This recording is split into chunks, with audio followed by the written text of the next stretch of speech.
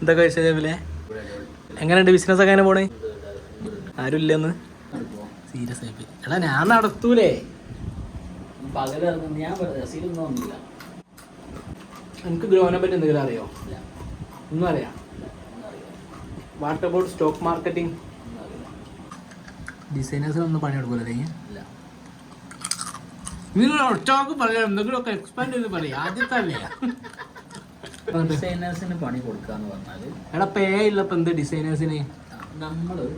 നമുക്ക് പൈസ ഇല്ല, പിന്നെ മറ്റുള്ളവർക്ക് കൊടുക്കാനും പൈസ.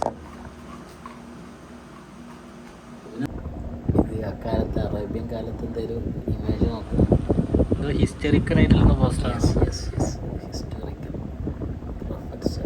എനിക്ക് നല്ല ക്വാളിറ്റി ഉള്ള PG ഇത് കിട്ടൂലേ ഫോട്ടോസ്? നല്ല ക്വാളിറ്റി.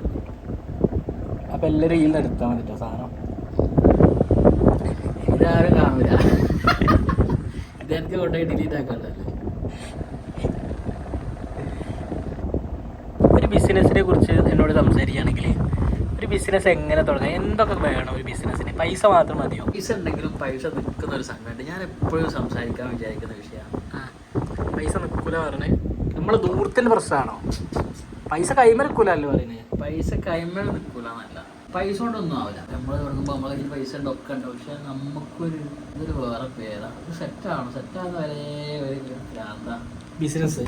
എന്നെ പിന്നോട്ട് വലിച്ച കാര്യങ്ങൾ എന്തൊക്കെയാണ്? ഫിനാൻഷ്യൽ ഇഷ്യൂസ് ആണ്. ഡിസൈനേഴ്സ് ഒക്കെ ഉണ്ട്.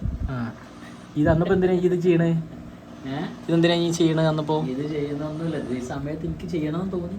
നമ്മളൊരു ക്രേസ് രസമല്ലേ. ഞാനും നല്ലപോലെ നല്ല രസമാക്കി പറഞ്ഞാൽ അടിപൊളി.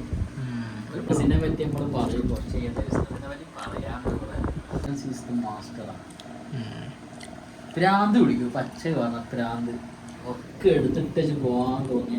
ശരിക്കും ഭാഗ്യം എന്ന് പറയാൻ പറ്റും. അതൊരു റിസ്ക്കാണ്. ആ റിസ്ക് എടുക്കാൻ റെഡി ആവാൻ നമ്മളിപ്പോൾ എല്ലാവരും കോഴിക്കോട് തുടങ്ങിയതാ. കോഴിക്കോട് ബീച്ചിൽ ഇരിക്കുന്ന സാധനം. കാലിക്കറ്റ് ബീച്ചിൽ ഇഫ്താറിനൊക്കെ ഔട്ട്ഡോറിനൊക്കെ പറ്റിയ നല്ല മാറ്റ് റെന്റ് ചെയ്യുന്ന ടീമിനെ കുറിച്ച് അറിഞ്ഞത് ഇനി പറഞ്ഞതിന് ശേഷമാണ് വന്നതും കാര്യങ്ങളൊക്കെ. നോമ്പിന് മുന്നല്ലേ ഇനി പറഞ്ഞ്? ഞാനൊന്നും പറഞ്ഞു എന്നോട്. ഞാൻ റഫ്നാസ് തന്നെ ഒരു ബിസിനസ് മീറ്റിന് പോയതാണ്. അന്നും എന്നോട് പറഞ്ഞു എനിക്ക് അങ്ങനെ പ്ലാൻ ഉണ്ട്, ലൈസൻസ് കിട്ടാൻ നിൽക്കാണ്. അങ്ങനെ ഇത് വന്ന് ഞാൻ ഇന്നും അവനെ വിളിച്ചു. ഓനാകെ പറഞ്ഞത് എനിക്ക് സങ്കടമായിപ്പോയി. പോലെ തുടങ്ങിയപ്പോൾ നയിക്കലേ ഒന്നും ആലോചിക്കരുതാണ് ഇപ്പൊ പറഞ്ഞത്. അങ്ങ് ചെയ്യാം. അങ്ങനത്തെ ബിസിനസ്സാണ് ഇത് ഇടുന്നതിന് എന്നെ പറ്റി എൻ്റെ അഭിപ്രായം എന്താ? നാളെ മുതൽ സ്റ്റാർട്ട് ചെയ്യാൻ, ഒഫീഷ്യലി സ്റ്റാർട്ട് ചെയ്യാം. അങ്ങനെ ഒഫീഷ്യൽ പരിപാടി നമുക്കില്ല. നാളെ അങ്ങോട്ട് വരുമ്പോൾ വീഡിയോ ഓൺ ആക്കിയിട്ടേക്കും പറ്റില്ല. ഇപ്പം ചിന്തിക്കുന്ന എത്ര ഉണ്ടാവുന്നല്ലേ?